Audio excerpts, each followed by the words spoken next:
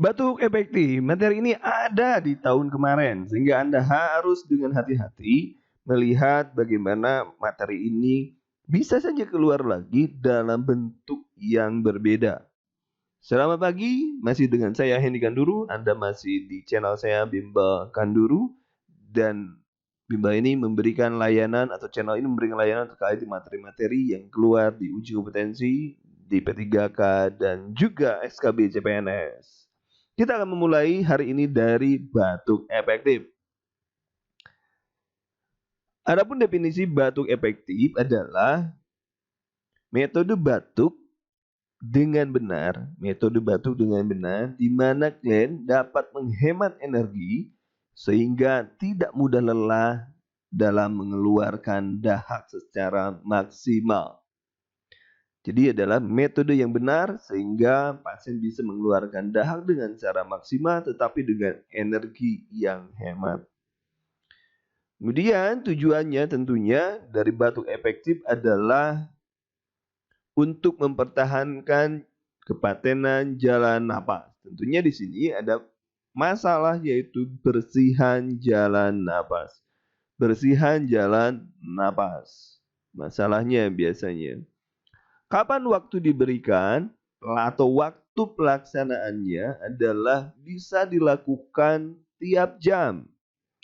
Bisa dilakukan tiap jam apabila pasien terjaga. Artinya kalau pasiennya terjaga atau bangun, maka bisa dilakukan tiap jam.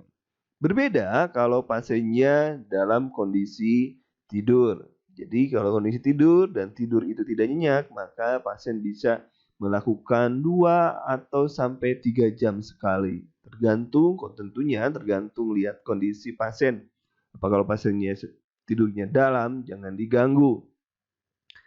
Kemudian yang selanjutnya, tentunya Anda pun bisa melihat program di bimbakanduru.com. Juga silakan subscribe, like, dan share Bimbel atau channel ini. Kemudian jangan lupa di follow di Info Kanduru Instagram, dan kalau Anda mau menghubungi saya di 0813 13 55 56 57, Anda bisa mendapatkan produk digital yang saya buat termasuk ini, tentunya mind map tentang batuk efektif. Kemudian kita lanjutkan hoop cooking atau batuk hoop.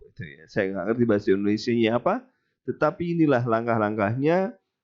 Definisinya adalah teknik mengontrol batuk yang dapat digunakan pada klien menderita penyakit paru-paru seperti pneumonia.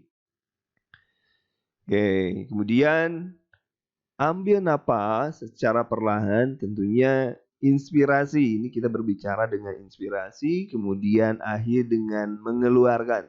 Tentunya tidak boleh ditahan terus ya. Jadi ada inspirasi, ekspirasi. Nah ini inspirasi, ekspirasi ini secara perlahan 3 sampai 4 detik. Artinya inspirasi 3 sampai 4 detik dan ekspirasi juga 3 sampai 4 detik.